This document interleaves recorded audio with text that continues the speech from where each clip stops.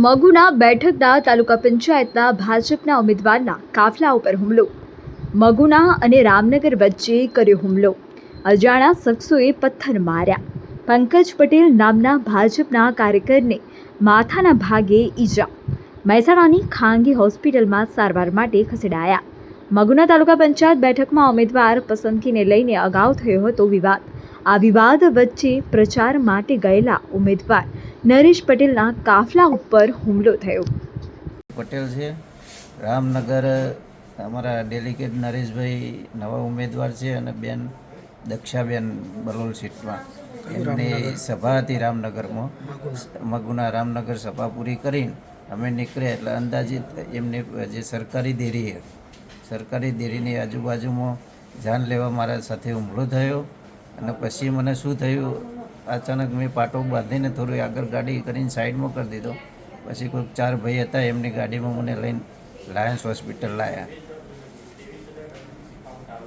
ગઈકાલ રાત્રે મારી તાલુકા પંચાયત સીટના 4 ગામની સભાઓ હતી. હિંગળાજપુરા, દેવીનાપુરા, મગુના આઠબાગ અને રામનગર પંચાયત. છેલ્લી સભા અમારી રામનગર પંચાયતની અમે પૂર્ણ કરી મહેસાણા તરફ જઈ રહ્યા હતા ત્યારે પોલીસ સ્ટેશનથી 100 મીટર દૂર ડેરી છે તે આગળ અમારો જે કાફલો હતો એના ઉપર મારી પાછળની જે ગાડી હતી એના ઉપર પથ્થરથી હુમલો કરવામાં આવ્યો. પંકજભાઈ પટેલ જે અમારા પાર્ટીના કાર્યકર્તા છે એમને કાચ તોડી અને અંદર પથ્થર વાગતા ગંભીર ઈજા થઈ છે. તેમને રાત્રે અમે લાયન્સ ખાતે એડમિટ કર્યા છે. પાછળની બીજી એક ગાડી હતી એના પર પણ પથ્થર વાગ્યો છે. કોની પર શંકા છે? શંકા તો બીજું તો કંઈ નહીં, પણ જે પ્રમાણે ભારતીય જનતા પાર્ટીની આ સીટ વર્ષોથી ભારતીય જનતા પાર્ટીની રહી છે તો મને એવું લાગે છે કે કોંગ્રેસીઓને આ નહીં ગમ્યું હોય એવું મને શંકા છે. એક વાત એવી પણ છે કે આપની પાર્ટીના કેટલાક નારાજ કાર્યકર્તાઓ પણ આમાં હોઈ શકે.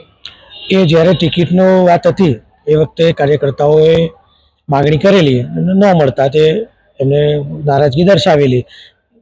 હુમલા પાછળ એ લોકો હોઈ શકે એ મને ખ્યાલ નથી.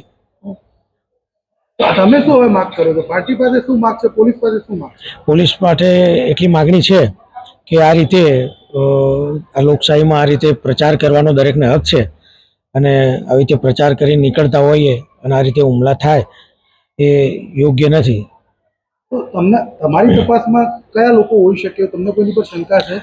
ના, એવું કોઈ શંકા મને મેં કહ્યું કે કોંગ્રેસના લોકો આ મારી જે સભાઓ રહી સારી એ નહીં જોઈ શક્યા હોય અને એના નારાજ લોકો બી હોઈ શકે તમારા જ પાર્ટીના. એવું મને કોઈ એવું ખ્યાલ નહીં કે એ લોકો હોઈ શકે. કેવું હોઈ શકે ખરા? એવું હું કહી શકું ને કે હોઈ શકે એમ.